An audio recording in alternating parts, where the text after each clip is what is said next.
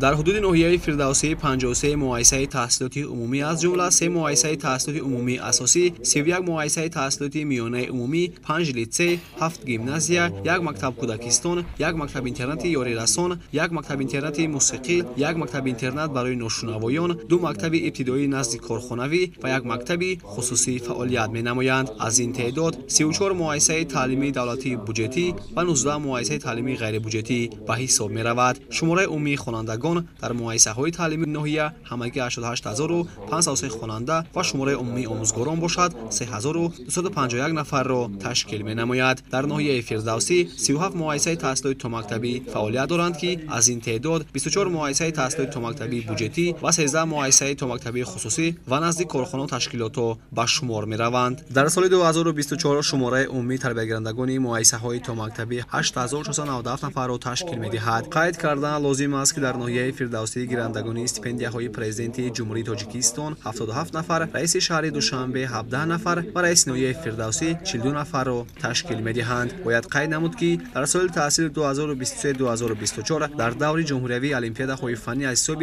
خوانندگان مؤسسه‌های تعلیمی ناحیه فردوسی 275 نفر اشتراک نموده 133 نفر صاحب جای از جمله 9 نفر جای یکم، 22 نفر جای دوم، 90 نفر جای سوم و 12 نفر جای‌های افتخاری را به دست آوردند.